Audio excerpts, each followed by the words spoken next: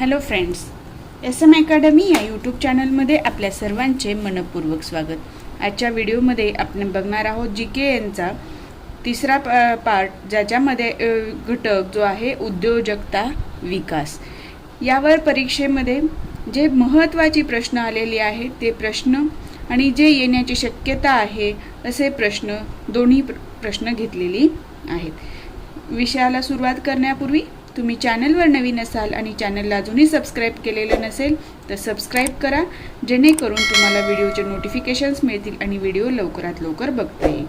ठीक आहे, आता प्रश्नाकडे जाऊया. उद्योजकतेची व्याख्या सांगून त्याचा अर्थ आणि व्याप्ती स्पष्ट करा. आता इथे काय सांगितले? उद्योजकतेची व्याख्या सांगा, त्याचा अर्थ सांगा आणि व्याप्ती सांगा. आता उद्योजकता म्हणजे काय असते? उद्योग करणे, उद्योजक हे शब्द आपल्याला माहिती आहेत. तर उद्योजक म्हणजे जो व्यक्ती उद्योगधंदा करतो. उद्योगधंदा करतो म्हणजे काय?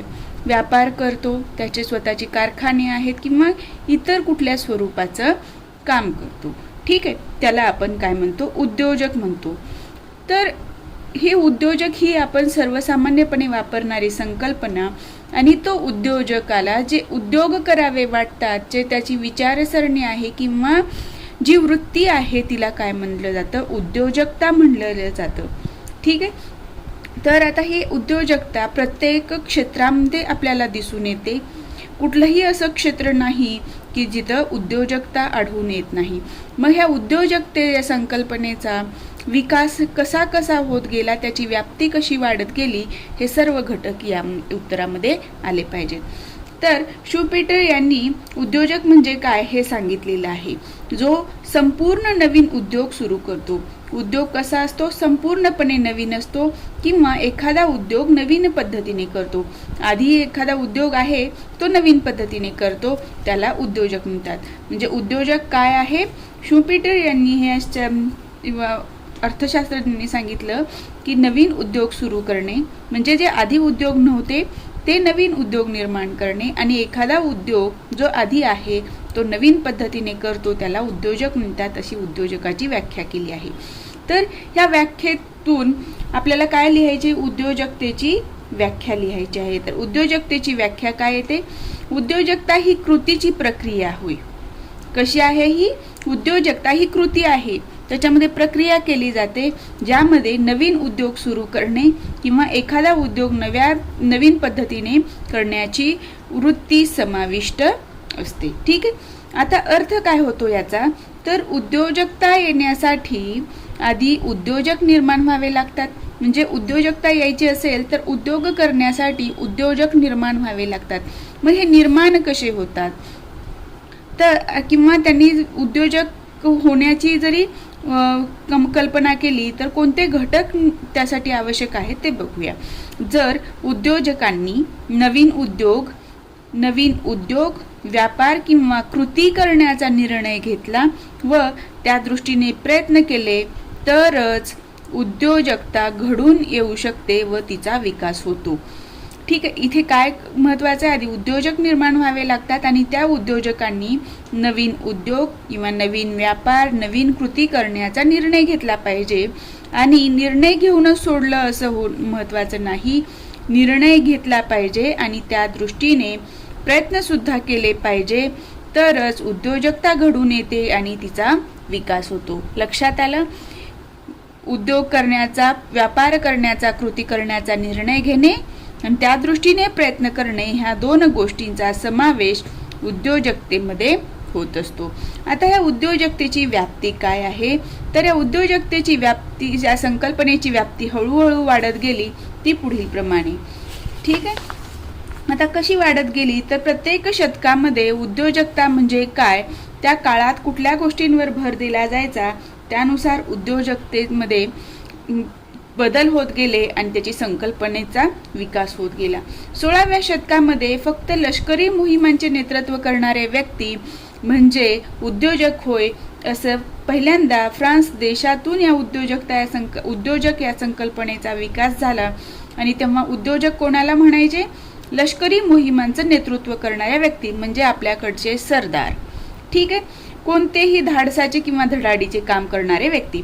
मग ही संकल्पना 16व्या शतकात होती. मग 17व्या शतकात त्याच्यामध्ये काय बदल झाला, तर फक्त लष्करी मोहिमांचंच नाही, तर इथे ऍड काय झालं, व्यवसाय क्षेत्रातील धाडसाचे काम करणारी व्यक्ती सुद्धा उद्योजक असते असं म्हणलं गेलं. आणि याची पण सुरुवात कशी झाली, कुठे झाली, फ्रान्समध्येच. व्यवसाय क्षेत्र म्हणजे कुठले कुठले, आता सरकारी रस्ते, तटबंदी, पूल, बंदरे इत्यादी बांधकामाची कामे पाडणारे कंत्राटदार हे इथे काय झाले, उद्योजक झाले. ठीक आहे. आता ह्या उद्योजकतेच्या ह्याच्यामध्ये 16व्या शतकामध्ये फक्त काय होतं, लष्करी मोहिमा. त्यानंतर व्यवसाय क्षेत्र आलं. 18व्या शतकामध्ये परत शेती व्यवसाय करणारी व्यक्ती सुद्धा उद्योजक असते हे फ्रान्समध्ये मांडण्यात आलं. आणि जोखीम स्वीकारणाऱ्या इतर व्यक्ती सुद्धा उद्योजकता या संकल्पनेत येतात किंवा उद्योजक या घटकात येतात हे सांगण्यात आलं. म्हणजे लष्करी मोहिमांचं नेतृत्व, व्यवसाय क्षेत्र, परत शेती व्यवसाय क्षेत्र. आणि 19व्या शतकात परत त्याच्यामध्ये बदल केला आणि सांगितलं की नवीन शोध किंवा कल्पना पुढे मांडणारे संशोधक, म्हणजे इथे काय, शास्त्रज्ञ किंवा उत्पादन क्रिया संघटित करणारा संघटक, म्हणजे संशोधक आणि संघटक हे सुद्धा उद्योजक असतात. हे 19व्या शतकात मानलं गेलं. त्यानंतर 20व्या शतकामध्ये नवीन उद्योग करणारा किंवा जुना उद्योग नव्याने करणारा किंवा नाविन्य शोधण्याचा हव्यास असणारा व्यक्ती उद्योजक मानला जाऊ लागला. म्हणजे इथे काय, नवीन उद्योग करणे किंवा जुना उद्योग नव्याने करणे. ठीक आहे. आणि नवीन उद्योगास शोधण्याचा हव्यास असणारा व्यक्ती उद्योजक म्हणून ओळखला जाऊ लागला. या पद्धतीने उद्योजकतेची व्याप्ती वाढत गेली. फक्त व्याप्ती वाढली म्हणजे काय, त्याची जी आधी फक्त लष्करांचं नेतृत्व करणाऱ्या व्यक्ती, पण नंतर काय म्हणलं, लष्कर प्लस व्यवसाय क्षेत्रातले, परत कंत्राटदार. मग यांच्यानंतर परत काय ऍड झालं, शेती व्यवसाय करणारे झाले, मग संशोधन करणारे झाले, संघटक झाले, नवीन उद्योग करणारा किंवा जुना उद्योग नव्याने करणारा किंवा त्याचा नाविन्यपूर्ण पद्धतीने व्यवसाय करण्यासाठी त्याचा शोध घेणारा व्यक्ती इथे उद्योजक झाला. या पद्धतीने उद्योजकता या संकल्पनेची व्याप्ती वाढत गेल्याचं आपल्याला दिसून येतं. लक्षात आलं. या पद्धतीने तुम्हाला लक्षात ठेवायचं आहे. 16व, 17व, 18व, 19व, 20व शतक, लष्कर, व्यवसाय, शेती व्यवसाय, नवीन शोध कल्पना आणि नवा उद्योग, जुना उद्योग आणि शोधण्याचा हव्यास. एवढे कीवर्ड लक्षात ठेवलात की तुम्ही या प्रश्नाचं उत्तर लिहू शकता. पुढचा प्रश्न आहे, उद्योजकतेची प्रमुख वैशिष्ट्ये कोणती? वैशिष्ट्ये बरीच असतात, त्यातली प्रमुख कोणती? तर आता तुम्हाला समजलं उद्योजकता म्हणजे काय. तर उद्योजकतेची प्रमुख वैशिष्ट्ये आहेत. उद्योजक सतत नवीन संधी शोधण्याचा प्रयत्न करतात. जे उद्योजक असतात किंवा व्यापारी असतात ते काय करतात, सतत आपला माल कुठे विकला जाईल, कुठल्या मार्केटमध्ये विकला जाईल, किती किमतीला विकल्यावर त्याचा आकार बदलला तर, त्याचा रंग बदलला तर, ह्या ज्या संधी असतात त्या सतत हा उद्योजक शोधत असतो. मिळेल त्या संधीचा फायदा करून घेतो. संघटन कौशल्याद्वारे व्यवसायातील विविध कार्यात सुसूत्रता आणतो.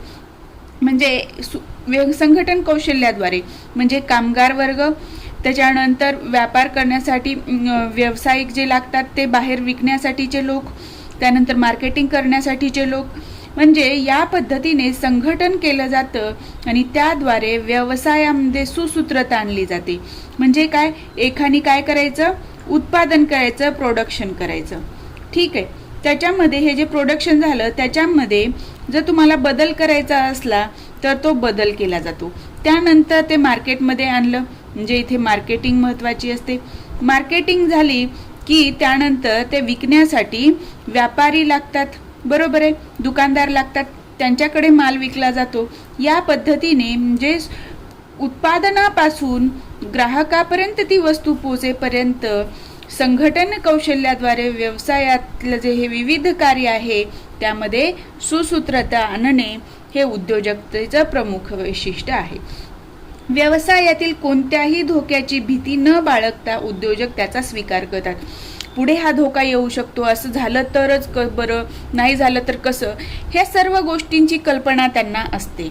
पण जे होईल ते होईल, यश आलं तर यश, अपयश आलं तर अपयश, ही जी मानसिकता ते बनवतात त्यातून ते उद्योजक बनतात आणि ते त्या धोक्याची भीती न बाळगता जे काही हे आहे चॅलेंज आहे ते स्वीकार करतात. नवीन व्यवसाय सुरू करणे किंवा चालू स्थितीतील प्रस्थापित व्यवसाय नाविन्यपूर्ण करण्याचा हव्यास उद्योजकाजवळ असतो. नवीन व्यवसाय सुरू, आता बघा घड्याळाचं जर उदाहरण घ्या. एखादं घड्याळ आहे, ठीक आहे. ह्या घड्याळामध्ये आपण काय केलं होतं, आधी साधं घड्याळ होतं, बरोबर आहे. तर ह्या घड्याळाचं रूपांतर आता कशात झालं, डिजिटल घड्याळामध्ये झालं, बरोबर आहे. म्हणजे साधं जे घड्याळ होतं त्याच्यामध्ये नाविन्यपूर्ण आधी घड्याळाचा व्यवसाय सुरू होता की नाही. मग आता त्याच्यामध्ये डिजिटल वॉच आली, म्हणजे काय झालं, चालू स्थितीतील किंवा प्रस्थापित व्यवसाय नाविन्यपूर्ण करण्याचा हव्यास उद्योजकाजवळ हवी. म्हणजे आता आपण सर्वजण ही सिंपल वॉच वापरतो का, नाही तर डिजिटल वॉच वापरण्याचा प्रयत्न करतो, कारण त्यात जास्त फायदे मिळतात आपल्याला, आपलं जीवन सुखकर होतं. मग ह्या गोष्टी घेणार आहे का कोणी मार्केटमध्ये, मग ही काय होईल, हा बिझनेस लयाला जाईल आणि इथं याचा विकास होणार नाही. म्हणून हा जो व्यवसाय आहे तो नवीन पद्धतीने जर केला तर तो उद्योग वाढू शकतो. ठीक आहे, ही उद्योजकतेचं वैशिष्ट्य आहे की नवीन व्यवसाय सुरू करणे किंवा आहे त्या व्यवसायामध्ये नवीन घटना घडवून आणणे, नवीन बदल घडवून आणणे आणि समाजाच्या मागणीनुसार उत्पादन करणे. व्यवसायातील यश अपयशाची संपूर्ण जबाबदारी स्वतःकडे स्वीकारणे. जे काही झालं ते स्वतःमुळे झालं, हे जे जबाबदारी स्वीकारायची वृत्ती आहे ते उद्योजकाजवळ असते. हे उद्योजकतेचं प्रमुख वैशिष्ट्य आहे. लक्षात येते, हा प्रश्न अत्यंत महत्त्वाचा आहे, त्यामुळे हा अभ्यासून ठेवा. आता बघा पुढचा प्रश्न, उद्योजक आणि उद्योजकता विकास प्रक्रियेत समाविष्ट होणाऱ्या बाबी कोणत्या. म्हणजे आता जो उद्योजक आहे आणि उद्योजकता आहे, म्हणजे यांचा विकास जे करायची आहे, जी प्रक्रिया आहे त्यामध्ये कोणकोणत्या बाबी समाविष्ट होतात. म्हणजे ह्या गोष्टींसाठी कोणकोणत्या उद्योजकतेचा विकास होण्यासाठी, उद्योगाचा विकास होण्यासाठी कोणकोणत्या बाबी आवश्यक आहेत. तर याच्यामध्ये ज्यांना उद्योजक म्हणून घडविले जाऊ शकते असे व्यक्ती शोधून त्यांची निवड करणे. आता उद्योजक काही आपोआप घडत नाहीत. आता टाटा बिर्ला यांचं जर उदाहरण घेतलं आपण, तर हे टाटा आणि जे बिर्ला लोक आहेत ते आपोआप उद्योजक बनले का, नाही. त्यासाठी काय केलं की यांच्याकडे जी साधन संपत्ती आहे, यांच्याकडे जे स्किल आहे, जो व्यवसाय करण्याचे गुण आहेत, ह्या दोन्ही व्यक्ती शोधल्या. या व्यतिरिक्त अजून तिसरीही कुठली व्यक्ती असू शकते, बरोबर आहे. म्हणजे हे शोधलं पण याच्यातलं निवडलं कोण, फक्त टाटा आणि बिर्लाला. हा जो तिसरा व्यक्ती होता तो इथे डिस्क्वालिफाय झालेला आहे उद्योजक होण्यासाठी. ठीक आहे, म्हणजे आधी काय झाली, व्यक्ती शोधणे आणि निवड करणे, ह्या दोन गोष्टी आल्या. दुसरा पॉइंट आहे तर निवडलेल्या व्यक्तींच्या उद्योजकीय क्षमता वाढवणे. ह्या ज्या व्यक्ती आपण निवडल्या त्यांच्या उद्योग करण्याच्या क्षमता वाढवले. म्हणजे हा कोणकोणता उद्योग सुरू करू शकतात आणि हे कोणकोणते उद्योग सुरू करू शकतात, त्यानुसार त्या उद्योगाला आवश्यक असणाऱ्या क्षमता इथे काय केल्या जातात, वाढवल्या जातात. त्यानंतर क्षमता वाढवणे, उद्योजकीय क्षमता वाढवणे. ओके, आता तिसरा पॉइंट आहे, हे प्रत्येक संभाव्य उद्योजकाकडे व्यवहार्य औद्योगिक प्रकल्प हाती असल्याची खात्री करून घेणे. या प्रत्येक संभाव्य उद्योजकाकडे, आता हे प्रस्थापित आहेत पण आपण सुरुवातीपासून बघतोय, म्हणजे हे काय आहेत, संभाव्य उद्योजक आहेत, हे पुढे उद्योजक होऊ शकतात. ह्या दृष्टीने आपण निवड आधी काय केली, यादी बनवली, ह्या दोघांना निवडलं, मग ह्या दोघांच्या उद्योजकीय क्षमतांचा विकास केला. म्हणजे आता हे होऊ शकतात असा आपला काय आहे, अंदाज आहे. ठीक आहे, मग ह्या प्रत्येक संभाव्य उद्योजकाकडे, संभाव्य का म्हटलं लक्षात आलं, तर ह्या प्रत्येक संभाव्य उद्योजकाकडे व्यवहार्य औद्योगिक प्रकल्प हाती असल्याची खात्री करून घेणे. म्हणजे हा व्यक्ती कुठले कुठले कामं करू शकतो, हा व्यक्ती कुठले कुठले प्रकल्प किंवा काम करू शकतो, त्याचं काय खात्री करून घेतली जाते. त्यानंतर या व्यक्तींमध्ये मूलभूत व्यवस्थापकीय समाज निर्माण करणे. म्हणजे हे तुमच्याकडे प्रकल्प आहेत, पण हे प्रकल्प चालवायचे कसे, चालवण्यासाठी काय लागतं, व्यवस्थापन लागतं, बरोबर आहे. मग हे व्यवस्थापन कुठून येतं, तर व्यवस्थापकीय कौशल्य आलं, व्यवस्थापकीय समज निर्माण झाली तर याचं व्यवस्थापन चांगलं होतं आणि उद्योग चांगला चालू शकतो. म्हणजे या व्यक्तीमध्ये व्यवस्थापकीय समज निर्माण करणे आवश्यक आहे. यानंतर ह्या सर्व गोष्टी झाल्या, आता प्रत्यक्ष उद्योग सुरू करायचा आहे. प्रत्यक्ष उद्योग सुरू करणे. मग आता हा प्रत्यक्ष उद्योग सुरू करण्यासाठी काय काय लागतं? वीज लागते, पाणी लागते, काम करणारे लोक लागतात, जागा लागते, बरोबर आहे, रस्ते लागतात. मग ह्या सुविधा काय आहे, कोण देणार? तर आवश्यक वीज पुरवठा, आधारभूत सेवा आणि संबंधित सहाय्य. या संबंधित सहाय्यामध्ये बाकी इतर गोष्टी ज्या आपल्याला आवश्यक आहेत त्यांना उपलब्ध करून देणे म्हणजे औद्योगिक प्रकल्प शक्य तितक्या अल्पावधीत स्थापन होऊ शकेल. ह्या जर सर्व गोष्टी आपण त्यांना उपलब्ध करून दिल्या तरच हा औद्योगिक प्रकल्प लवकर सुरू होऊ शकतो आणि लवकर सुरू होण्याची शक्यता असते. तर हे स्थापन झाल्यानंतर उद्योजकता विकास प्रशिक्षण कार्यक्रमामधून हे शक्य होते. आता जे काही हे घडलेलं आहे हे सर्व घडवण्यासाठी आधी काय केलं पाहिजे, उद्योजकता विकास प्रशिक्षण दिलं पाहिजे. अशा कार्यक्रमामधून हे शक्य होतं. तर उद्योजक आणि उद्योजकता विकास प्रक्रियेत समाविष्ट होणाऱ्या बाबी कोणती? व्यक्ती निवडणे आणि निवडणे शोधून काढणे. ठीक आहे. उद्योजकीय क्षमता वाढवणे, प्रत्येक संभाव्य उद्योजकाकडे व्यवहार्य औद्योगिक प्रकल्प हाती आहेत की नाही याची खात्री करणे, त्यांच्यामध्ये व्यवस्थापकीय समज निर्माण करणे आणि औद्योगिक प्रकल्प शक्य तितक्या लवकर सुरू करण्यासाठी आवश्यक सोयी सुविधा पुरवणे, ह्या गोष्टी आवश्यक आहेत. लक्षात आलं? आता आपण पुढच्या प्रश्नाकडे वळूया. उद्योजकता विकासातील टप्पे लिहा. हा प्रश्न 2019 मध्ये येऊन गेलेला आहे. तर ह्या उद्योजकता विकासातले टप्पे विचारलेले आहेत.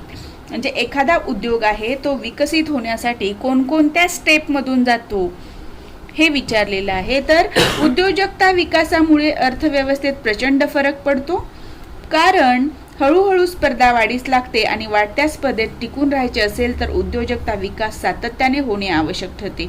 म्हणजे उद्योजकता विकास, आता बघा आपलं उद्योगधंदे वाढले. आता चीनचं उदाहरण घेतलं तर तिथे उद्योगधंदे खूप प्रमाणात वाढलेले आहेत. चीनी अर्थव्यवस्था जास्त प्रमाणात विकसित होत चाललेली आहे. तिथल्या लोकांना काम मिळतं, पैसा मिळतो. काम मिळाल्यामुळं मग पैसा मिळाला, त्यामुळे त्यांची आर्थिक स्थिती चांगली झाली. म्हणजे तिथे अर्थव्यवस्थेला काय झाली, अर्थव्यवस्था विकसित होण्यासाठी मदत झाली. म्हणून म्हटलं जातं की उद्योजकता विकासामुळे अर्थव्यवस्थेत प्रचंड फरक पडतो. या उद्योग सुरू झाले की स्पर्धा वाढीला लागते आणि स्पर्धेत टिकून राहायचं असेल तर त्या व्यक्तीला उद्योजकतेचा विकास सतत करतच राहावं लागतं. जसं मी तुम्हाला घड्याळाचं उदाहरण दिलं. साधं घड्याळापासून डिजिटल वॉचपर्यंत जाण्यासाठी सतत त्याला आपला विकास करण्यासाठी प्रयत्न करत राहावे लागतात. ठीक आहे. आता उद्योजकता विकासातील टप्पे किंवा पायऱ्या कोणत्या? तर प्रारंभिक टप्पा, विकासाचा टप्पा आणि सहाय्याचा टप्पा असे 3 टप्पे आहेत. कुठले कुठले टप्पे आहेत? ह्या टप्प्यांची नावं व्यवस्थित लक्षात ठेवा. प्रारंभिक टप्पा, विकासाचा टप्पा आणि सहाय्याचा टप्पा. प्रारंभिक टप्प्यावर काय होतं, आपण पाहणी करतो आणि ठरवतो की कुठला उद्योगाला संधी आहे. ठीक आहे. तर पाहणीवर आधारित उद्योजकीय संधीबद्दल जाणीव निर्माण करणे ही पहिली टप्पा आहे. दुसरा टप्पा काय? विकासाचा टप्पा. तर इथे विकास करण्यासाठी संप्रेरणा आणि व्यवस्थापकीय कौशल्य विकसित करण्यासाठी कार्यक्रम अंमलबजावणी. हा विकास करायचा आहे दुसऱ्या टप्प्यामध्ये, त्यासाठी व्यवस्थापकीय कौशल्य आणि संप्रेरणा म्हणजे प्रेरणा दिलं जातं की हे तू करू शकतो यासाठी, आणि त्याच्यासाठी काय, कार्यक्रम अंमलबजावणी करणे. तिसरा टप्पा आहे सहाय्याचा टप्पा. तर ह्या सहाय्याच्या टप्प्यामध्ये आपण काय करतो, नवीन व्यवसाय स्थापन करण्यासाठी किंवा अस्तित्वात असलेल्या उद्योगाचा विकास होण्यासाठी सल्लामसलत करणे किंवा सहाय्य उपलब्ध करून देणाऱ्या मूलभूत सोयी उपलब्ध करून देणे. सल्लामसलत करणे म्हणजे काय, कुठल्या पद्धतीने कार्य करावे यासाठी व्यवस्थापकीय मार्गदर्शन करणे. आणि सहाय्यामध्ये आपण सांगितलं वीज पुरवठा, पाणी पुरवठा, जागा मिळवून देणे, रस्ते सुविधा, ह्या ज्या गोष्टी आहेत त्या गोष्टींचा समावेश होतो. तर उद्योजकता विकासातील टप्पे कुठले, प्रारंभिक टप्पा, विकासाचा टप्पा, सहाय्याचा टप्पा. आणि त्याबद्दल हे 2 ते 3 वाक्यामध्ये तुमचं डिस्क्रिप्शन पाहिजे. थोडक्यात उद्योजकता विकास हा संघटित आणि पद्धतशीर विकास असतो. उद्योजकता विकास हा कसा असतो, संघटित आणि पद्धतशीर असतो. कसंही आलं आणि म्हणलं की मी उद्योजकतेचा विकास करणार तर होत नाही, त्यासाठी सर्वांनी मिळून प्रयत्न केले पाहिजेत, म्हणून याला म्हटलं जातं संघटित. आणि पद्धतशीर विकास म्हणजे इथं प्लॅनिंग करावं लागतं, कसंही वागून कसंही हे उत्पादन करू, कसंही विकू या पद्धतीने होणार नाही. त्याकडे उद्योगधंदेकडे किंवा उद्योजकतेकडे औद्योगिकरणाचं साधन म्हणून आणि बेरोजगाराची जी आत्ताची समस्या आहे त्यावर उपाय म्हणून दुहेरी हेतूने पाहिले जाते. उद्योगधंद्याचा विकास झाला, उद्योजकतेचा विकास झाला तर लोकांना नोकरी मिळेल आणि बेरोजगारी कमी होईल, म्हणून सुद्धा उद्योजकतेचा आपल्याला उपयोग होतो. खूप महत्त्वाचा प्रश्न आहे, तर हा लक्षात ठेवा. आता पुढच्या प्रश्नाकडे वळूया. आता या प्रश्नामध्ये काय आहे, हा प्रश्न सुद्धा परीक्षेमध्ये येऊन गेलेला आहे. उद्योजकता विकासातील अडचणी कोणत्या? व्यक्तिगत, सामूहिक आणि संस्थात्मक अडचणींचे वर्णन करा. अडचणी तर आहेत, पण त्यात पण परत प्रकार आहेत. व्यक्तिगत म्हणजे त्या व्यक्तीच्या, वैयक्तिक, सामूहिक म्हणजे समाजाच्या आणि संस्थात्मक म्हणजे ज्या काही शासकीय संस्था आहेत, जिथून कुठल्या संघटनेकडनं मदत हवी असते त्यांच्याकडून निर्माण होणाऱ्या अडचणी. आता फक्त उद्योजकता विकासातील अडचणी कोणत्या, तर ह्या सर्वसामान्य अडचणी आहेत. सामाजिक अडचण कुठली, आता श्रम हलक्या दर्जाचे मानले जातं समाजामध्ये. कष्ट करणाऱ्या माणसाला गौण स्थान असतं. नोकरी करणारा असेल, सरकारी नोकरी वगैरे असेल तर अत्यंत महत्त्वाचं स्थान. म्हणजे ही जी समाजाची मानसिकता आहे ही काय होते, उद्योगधंदे स्थापन करण्यासाठी त्या व्यक्तीला प्रोत्साहन देत नाही, ही सामाजिक अडचण आहे. उद्योजकाच्या अडचणी म्हणजे इथे स्वतःची त्या व्यक्तीची अडचण काय आहे, तर त्याच्याकडे व्यवस्थापकीय कौशल्याचा अभाव असतो. तोडके तांत्रिक ज्ञान, तंत्रज्ञानाचं त्याला अपुरं ज्ञान असतं. श्रम आणि बुद्धी यांचा समन्वय नसतो. कष्ट करता येतं पण बुद्धी वापरून ते कष्ट केलं. आपण म्हणतो स्मार्ट वर्क कर, स्मार्ट अभ्यास कर, तू क्वालिफाय होशील. स्मार्ट अभ्यास कर, तुला चांगले मार्क मिळतील. हे जे आहे तो काय आहे, श्रम आणि बुद्धी यांचा समन्वय. तर उद्योजकामध्ये हा समन्वय नसतो आणि घाबरट व अल्पसंतुष्ट स्वभाव. घाबरट कसं, जर मी केलं आणि अपयश आलं तर कसं करायचं म्हणून. आणि अल्पसंतुष्ट म्हणजे मला नोकरी मिळते, याच्यातनं 10,000 रुपये मिळतात, ठीक आहे, माझं घर चालतं. म्हणजे हा अल्पसंतुष्ट स्वभाव हा सुद्धा उद्योजकतेतला अडसर आहे. हे काय, उद्योजकांच्या ह्या सर्व अडचणी आहेत. ह्याच्यावर सुद्धा सेपरेट प्रश्न येऊ शकतो.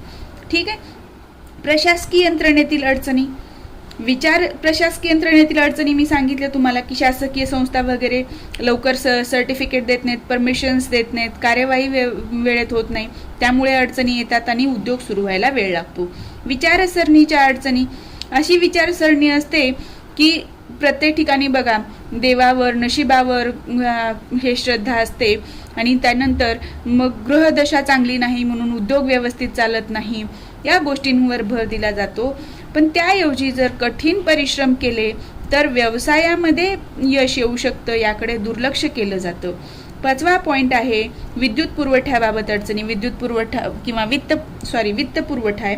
वित्त पुरवठा म्हणजे पैशांचा पुरवठा. एखादा उद्योग सुरू करायचा असेल तर पैसे लागतात आणि ते पैसे कुठून मिळतात, तर कर्ज स्वरूपात मिळतात किंवा इतर सोर्समधून मिळतात. तर हा वित्त पुरवठा मिळण्यामध्ये अडचणी निर्माण होतात. आता पुढचा पॉइंट आहे नवीन उद्योजकांच्या अडचणी. ह्या उद्योजकांच्या अडचणी जे आहेत ते, आणि इथे काय आहेत, नवीन उद्योजकांच्या अडचणी. म्हणजे जो व्यक्ती नवीन उद्योग सुरू करणार आहे असा, तर त्याची जोखीम पत्करण्याची आणि जादा भांडवल उभारण्याची ताकद नवीन उद्योजकात नसते.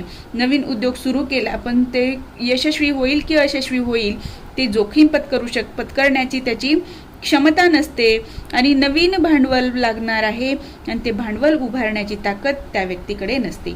तर उद्योजकता विकासातील अडचणी कोणत्या? सामाजिक अडचणी, उद्योजकाच्या अडचणी, नवीन उद्योजकाच्या अडचणी. लक्षात ठेवताना असं ठेवा, उद्योजकाच्या अडचणी, नवीन उद्योजकाच्या अडचणी, प्रशासकीय यंत्रणेतील अडचणी, विचारसरणीच्या अडचणी आणि वित्त पुरवठ्याबाबतच्या अडचणी. आता या व्यतिरिक्त आपल्याला विचारलेलं आहे व्यक्तिगत अडचणी, सामूहिक आणि संस्थात्मक अडचणी. तर उद्योजकता विकासातील अडचणीचा अशा प्रकारे एक पुस्तकामध्ये फ्लो चार्ट दिलेला आहे. पहिली व्यक्तिगत अडचण, दुसरी सामूहिक अडचण आणि तिसरी संस्थात्मक अडचण. ठीक आहे. व्यक्तिगत अडचणी कुठल्या? आता आपण बघितल्या मागे, त्याच थोड्या प्रकारे त्याच आहेत. प्रेरणाच नाही, प्रेरणेचा अभाव, बुजरेपणा आणि भावना मारणे. मी केलं तर होईल का नाही, करू का नको, कोण काय म्हणेल हे. भावना मारणे, इच्छा आहे पण लोक काय म्हणतील म्हणून ते कार्य न करणे.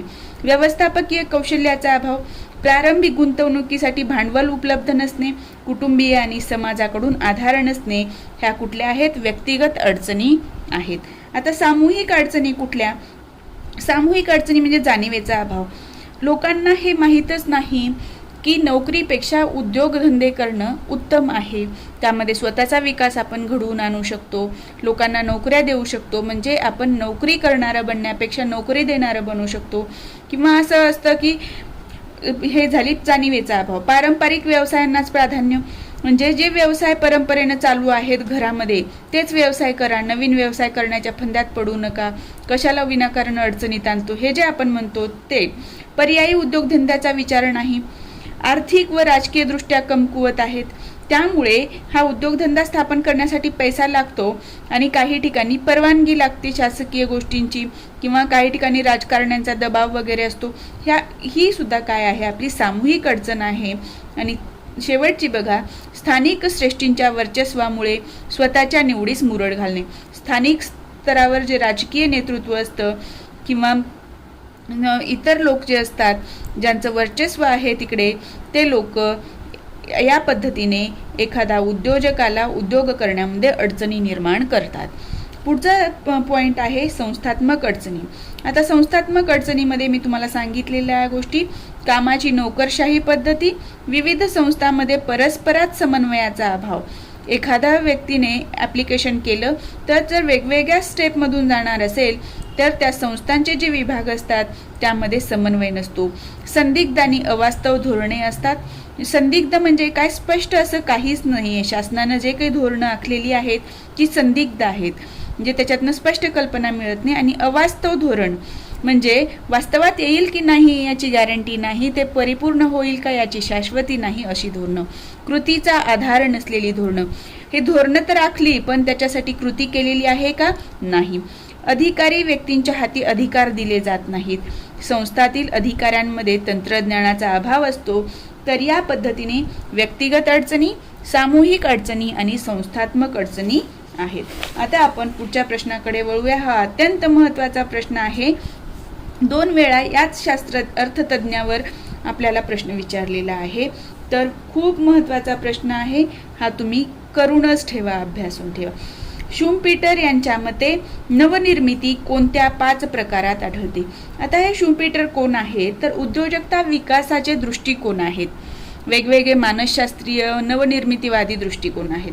आता याच्यामध्ये शुम्पीटर हे काय आहेत? नवनिर्माणवादी उद्योजक आहेत.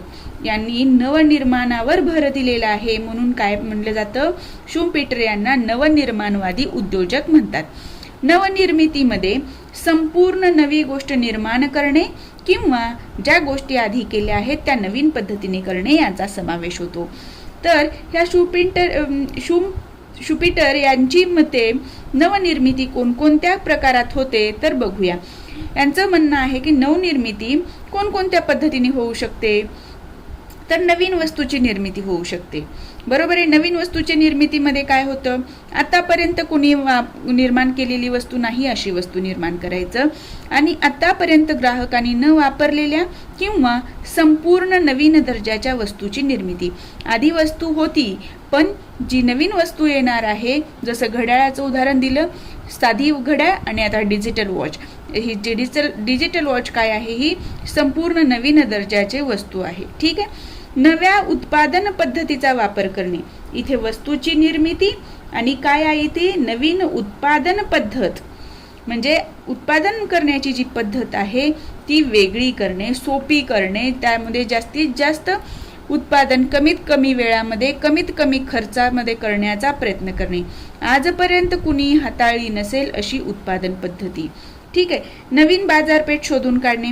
आता ह्या वस्तू तर निर्माण केल्या, मग अशी बाजारपेठ शोधून काढायची ज्या ठिकाणी आपण ह्या निर्माण केलेल्या वस्तू विकल्या गेल्या पाहिजेत. ठीक आहे. अशी बाजारपेठ शोधून काढणे की ज्या बाजारपेठेमध्ये अशा प्रकारच्या उत्पादनाने आतापर्यंत प्रवेशच केलेला नव्हता. कच्चा माल किंवा अर्धवट पक्का माल. कच्चा माल किंवा अर्धवट पक्का माल नव्या माध्यमातून स्वस्त दरात प्राप्त करणे. आता उत्पादन करायचं आहे तर त्यासाठी कच्चा माल लागतो, किंवा काही वेळेला एक स्टेप होऊन अर्ध कच्चा माल किंवा अर्धा पक्का माल जो आहे तो काही संस्थांकडनं, काही कारखान्यांकडनं, काही व्यापाऱ्यांकडनं विकला जातो. तर हा माल नव्या माध्यमातून, म्हणजे जे पारंपरिक पद्धतीने मिळतं त्याऐवजी नवीन कुठल्या तरी कल्पना वापरून नव्या माध्यमातून ते स्वस्त दरामध्ये मिळवण्याचा प्रयत्न केला पाहिजे. उद्योगाची नवीन संघटना अंमलात आणणे. आता उद्योग तर सुरू केलं, माल पण सुरू केलं, मग आता हे विकण्यासाठी संघटना असली पाहिजे आणि मालाची किंमत ठरवण्यासाठी संघटना, म्हणजे संघटना असेल तर आपला माल बाजारात विकला जातो आणि त्याला योग्य किंमत मिळते. म्हणून काय केलं जातं, यासाठी मक्तेदारी निर्माण करायची किंवा मक्तेदारीची परिस्थिती शोधून काढायची. ठीक आहे. तर शुपिटर यांच्या मते कोणत्या प्रकारामध्ये 5 प्रकारात नवनिर्मिती होते. नवीन वस्तूची निर्मिती, नवी उत्पादन पद्धती, नवीन बाजारपेठ, कच्चा माल अर्धवट पक्का माल नव्या माध्यमातून स्वस्त दरात शोधून काढणे आणि उद्योगाची नवीन संघटना अंमलात आणणे. या 5 प्रकारामध्ये नवनिर्मिती होते. या नवनिर्मिती ही शोधापासून भिन्न असते. म्हणजे शोध लागला, नवनिर्मिती म्हणजे एखादी गोष्ट करायचं आहे हे ठरवलं म्हणजे काय, इथे शोध या दृष्टीने वापरलेला आहे ते भिन्न असते. नवीन कल्पनांचा शोध, नवीन वस्तू आणि पद्धती यांचा या शोधात समावेश होतो. लक्षात आलं. शुम्पेटर यांनी कुठल्या 5 प्रकारात नवनिर्मिती होते सांगितले. नवीन वस्तूंची निर्मिती, उत्पादन पद्धती, बाजारपेठ, कच्चा माल, नवीन संघटना. हे पॉइंट लक्षात ठेवलात की तुम्हाला मी सांगितलेलं एक्सप्लेनेशन तुम्ही स्वतःच्या भाषेमध्ये लिहू शकता. ठीक आहे. आता आपण पुढच्या प्रश्नाकडे वळूया. शेवटचा प्रश्न याच्यामधला जो आहे परीक्षेत येऊन गेलेला आहे.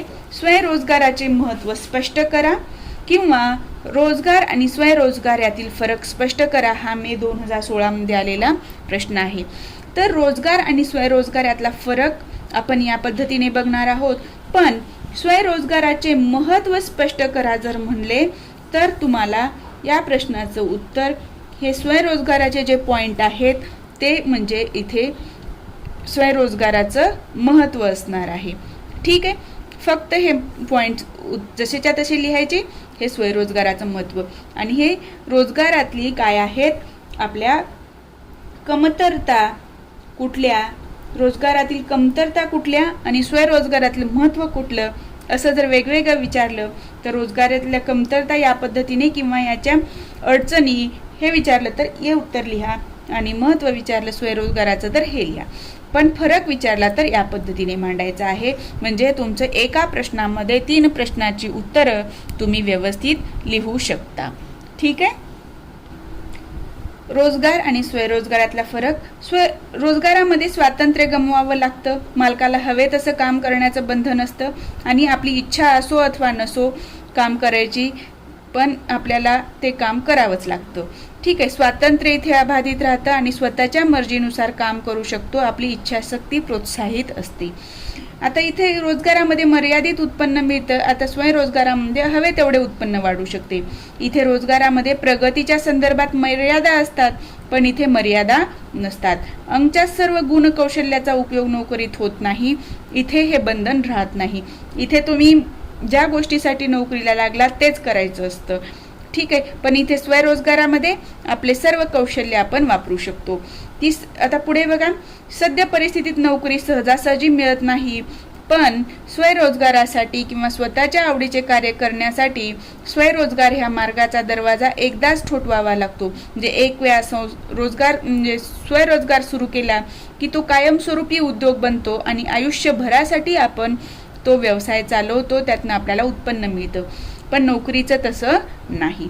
नोकरी करणाऱ्यांना प्रोत्साहनपर योजना किंवा सवलती फारशा उपलब्ध नसतात. पण सरकारचं प्रोत्साहन असतं. जोखीम असते का रोजगारामध्ये? नाही, पण स्वयंरोजगारामध्ये जोखीम पत्करावी लागते. नोकरीत समाधान मिळतेच असं नाही, पण इथं आपल्याला समाधान मिळालं नाही तर आपण ते समाधान मिळवण्याचा प्रयत्न करतो आणि आपली फलश्रुती उच्च दर्जाची असते आणि समाधान अद्वितीय असतं. नोकरी करणाऱ्याबाबत प्रतिष्ठा किंवा मान्यता हळूहळू कमी होते, पण समाजामध्ये एकदा रोजगार सुरू केला तसं उद्योजक म्हणून आपण विकास होत जातो, तशी आपली अधिक मान्यता किंवा प्रतिष्ठा वाढत जाते. रोजगार करणाऱ्यांकडे लोकसंग्रह कमी असतो, कारण तो जेवढे लोक आजूबाजूला काम करतात तेवढेच लोकांची ओळख असते. पण इथे स्वयंरोजगारामध्ये आपण इतरांना नोकरी देतो, इतरांशी संपर्क साधतो, म्हणून इथे लोकसंग्रह कसा असतो? दांडगा असतो. पण इथे रोजगार आणि स्वयंरोजगारामध्ये एक बेसिक फरक आहे, जो पुस्तकात पण दिलेला नाही, तो आधी तुम्ही लिहा. रोजगार म्हणजे इतरांच्या हाताखाली इतरांच्या मर्जीनुसार काम करणे आणि स्वयंरोजगार म्हणजे स्वतः रोजगार निर्माण करणे व इतरांना रोजगार देणे. ह्या गोष्टी इथे अपेक्षित आहेत. ते महत्त्वाचा पॉईंट आहे, ते लिहिलात की पुढे तुम्ही हे पॉईंट लिहा. ठीक आहे. सॉरी, एक अजून प्रश्न राहिलेला आहे, मी तुम्हाला ह्याची थोडक्यात माहिती देते. नवनिर्मिती संधीचे 7 स्रोत कोणती स्पष्ट करा. आता नवनिर्मितीची संधी कोणकोणत्या माध्यमातून मिळते? स्रोत म्हणजे काय? माध्यम. तर कोणकोणत्या माध्यमातून मिळते ते स्पष्ट करा असा प्रश्न येण्याची शक्यता आहे. कारण आतापर्यंत आपण प्रश्न बघितले तर जी हेडिंग आहे पुस्तकामध्ये तो मेन क्वेश्चन धरून त्याप्रमाणे प्रश्न निर्माण केलेले आहेत, प्रश्न विचारलेले आहेत परीक्षेमध्ये. त्यामुळे ह्या गोष्टीकडे आपण बघूया. नवनिर्मितीचे 7 स्रोत, ह्याच्यामध्ये पहिले जे 4 स्रोत आहेत ते काय आहेत? अंतर्गत स्रोत आहेत. आणि पुढचे जे 3 स्रोत आहेत ते कसे आहेत? बाह्य स्रोत आहेत. मग अंतर्गत स्रोत कुठले? अनपेक्षित यश किंवा अपयश मिळेल याचा विचार न करता संधी शोधणे आणि नवनिर्मिती करणे. तफावत म्हणजे जी कुठली वस्तू आहे किंवा आपण हे केलं तर ते होईल का, हे होईल का, हे जो विचार केला जातो म्हणजे ते विचारातली तफावत ही सुद्धा नवनिर्मितीचं एक स्रोत आहे. प्रक्रिया गरजजन्य म्हणजे जे काही आपण उत्पन्न करतो ती समाजामध्ये गरज असली पाहिजे त्या गोष्टीची तरच करावी, अन्यथा करू नये. गरज नाही, आपण ती शोधून काढायची असते की या ठिकाणी या व्यक्तीला कोणकोणत्या गोष्टींची गरज आहे. मग ह्या गोष्टींची गरज आहे तर त्यातली कुठली गोष्ट मिळत नाही, ती गोष्ट निर्माण करण्याचा प्रयत्न प्रक्रिया गरजजन्य यामध्ये येतो. इथे गरजजन्य प्रक्रिया असं लिहिलं तर जास्त लक्षात राहिलं असतं, पण पुस्तकामध्ये प्रक्रिया गरजजन्य असं दिलेलं आहे. उद्योग व बाजारपेठ सक्ती म्हणजे उद्योग आणि बाजारपेठेमध्ये कोणकोणत्या गोष्टी विकल्या जातात, त्याची सक्ती काय, नियम काय, तिथली रीतीभाती काय आहे, ह्या सर्व गोष्टींची तुम्हाला अभ्यास केला तर तुम्हाला ह्या अंतर्गत स्रोतातून म्हणजे हे उद्योगधंद्याच्या आत असणारे घटक आहेत त्यांच्यातून तुम्हाला उद्योगाची संधी मिळू शकते. आता बाह्य स्रोत कोणते? तर बाह्य स्रोतामध्ये तर लोकसंख्याशास्त्र, दृष्टिकोनातील बदल, नवीन ज्ञान किंवा उद्योजकतेची उच्च अवस्था आहे. आता नवीन ज्ञान ही उद्योजकतेची उच्च अवस्था आहे असं म्हणलेलं आहे. नवीन ज्ञानामुळे काय होतं की आपण जे काही करतोय ते फक्त एकच व्यक्ती करत असतो, दुसऱ्याला ते ज्ञान आहे की नाही याची कल्पना पण आपण निर्माण केलं तर ते आपल्यासाठीच असतं. आणि याच्यामुळं नवीन ज्ञानातून नवीन तंत्रज्ञानाचा वगैरे वापर करून आपण ती गोष्ट उत्तम पद्धतीने करू शकतो. दृष्टिकोनातला बदल, एखादी गोष्ट अर्धवट भरलेली आहे की पूर्ण म्हणजे रिकामी आहे हा जो विचार करायचा आहे तो उद्योजकांना करायचा आहे की इथे मला संधी मिळेल की नाही मिळेल. मिळाली तर 50% मिळू शकते, 50 मिळू शकत नाही. जर मिळू शकत नाही असा विचार केला तर मिळणार नाही, आणि 50% मिळू शकते असं विचार केला म्हणजे अर्धा पेला भरलेला आहे. ही जी दृष्टिकोन आहे तो बदल इथे आवश्यक आहे. लोकसंख्याशास्त्र, आता लोकसंख्येमध्ये लहान मुलापासून वयोवृद्ध माणसापर्यंत सर्वांचा समावेश होतो. तर ह्या प्रत्येक घटकामध्ये लहान मुलाच्या गरजा काय, शाळेत जाणाऱ्या मुलांच्या गरजा काय, कॉलेजात जाणाऱ्या मुलांच्या गरजा काय आहेत, म्हाताऱ्या लोकांच्या गरजा काय आहेत, याच्यानुसार विचार करायचा आणि त्यांच्या गरजा भागवण्यासाठी त्याप्रमाणे वस्तूंची निर्मिती करणं. म्हणजे हे बाह्य स्रोत आपल्याला चान्स देत असतात, संधी देत असतात की तुम्ही ह्या गोष्टी निर्माण करू शकता आणि तुम्ही त्यातून उत्पन्न मिळवू शकता, तुम्ही स्वतः उद्योजक बनवू शकता, नवनिर्मिती करू शकता. लक्षात आलं? नवनिर्मिती संधीचे 7 स्रोत: अंतर्गत स्रोत आणि बाह्य स्रोत. अंतर्गत स्रोतामध्ये अनपेक्षित, तफावत, प्रक्रिया गरजजन्य, उद्योग व बाजारपेठ सक्ती. आणि बाह्य स्रोतामध्ये येतं लोकसंख्याशास्त्र, दृष्टिकोनातील बदल आणि नवीन ज्ञान. आता ह्या नवनिर्मितीस पूरक साधने कोणती? नवनिर्मिती तर करायची आहे, त्यासाठी ही आवश्यक साधने झाली. ठीक आहे, पण आता ही जी पूरक साधने कुठली? पूरक म्हणजे त्याला मदत करणारी. ठीक आहे, अर्थशून्य विचारसरणी. एखादी विचारसरणी आहे की मी जर ह्या रस्त्यावर जर उडणाऱ्या गाड्या चालल्या तर म्हणजे हवेत रस्त्याची गरज पडणार नाही, ट्रॅफिक लागणार नाही आणि आपण लवकर पोहोचू, ह्या ज्या कल्पना आहेत अशा अर्थशून्य म्हणजे ज्याला काहीच अर्थ नसतात अशा विचार करायचा आणि त्यातनं काय साध्य होऊ शकतं, काय करू शकतो याचा प्रयत्न करायचा. नाविन्यपूर्ण कल्पना मांडणे, संबंधिताच्या गरजांची यादी तयार करणे. आता मी तुम्हाला सांगितलं एखाद्या व्यक्तीला कोणत्या कोणत्या गोष्टींची गरज असते ते यादी करायची. शंका विचारून चातुर्याने कसून शोध घेणे. म्हणजे तुला हे पाहिजे तर तुला हे मार्केटमध्ये मिळालं तर तू घेशील का? मग तुझी ती त्या गोष्टीसाठी खर्च करण्याची किती तयारी आहे? अजून अशा इतर व्यक्तींना पण लागत असेल का? तुला कोणाला माहिती आहे का अशा गोष्टी लागणार आहेत? म्हणजे या पद्धतीने प्रश्न विचारून चातुर्याने कसून शोध घ्यायचा आणि संधी शोधायची. आपापसात संबंध नसणाऱ्या 2 गोष्टी एकत्र आणणे. आपापसात पेन आणि इलेक्ट्रिक घड्याळ यांचा काही संबंध आहे का? नाही, पण ह्या दोन्हीचा संबंध निर्माण करून इलेक्ट्रिक घड्याळामध्ये फक्त पेन सारखं आपण बोट फिरवून सुद्धा किंवा आपण जे काही बोलतोय तसं टाईप होणं आणि मेसेज तो सेंड म्हटल्यानंतर सेंड होणं. म्हणजे इथं पेनचा वापर न करता फक्त व्हॉइसचा वापर करून काय केलं जातं, सर्च केलं. जसं आता मोबाईलमध्ये आपल्या बघा आपण व्हॉइस सर्च करतो त्या पद्धतीने इलेक्ट्रिक घड्याळात होऊ शकतं का? म्हणजे या पद्धतीने विचार करून आपल्यासाठी नवनिर्मिती करण्यासाठी उद्योजक संधी शोधत असतो आणि त्या पद्धतीने वस्तूंचं निर्माण करून स्वतःचा आर्थिक फायदा करून घेत असतो आणि त्याचाच रोजगार मिळण्यासाठी आणि देशाच्या आर्थिक विकासासाठी मदत होत असते. लक्षात आलं? या पद्धतीने आपण उद्योजकता विकास ह्या चॅप्टरमधलं जास्तीत जास्त पार्ट पूर्ण करण्याचा प्रयत्न केलेला आहे.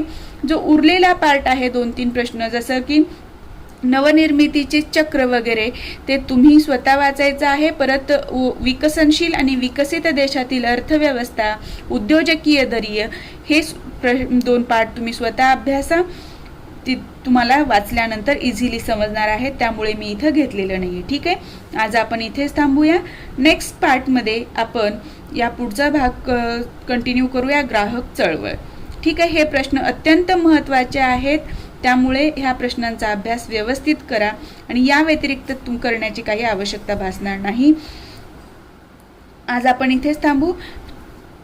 तुम्ही जर चॅनलवर नवीन असाल आणि चॅनलला अजूनही सबस्क्राईब केलेलं नसेल तर सबस्क्राईब करा, जेणेकरून तुम्हाला व्हिडिओचे नोटिफिकेशन्स मिळतील आणि व्हिडिओ लवकरात लवकर बघता येईल.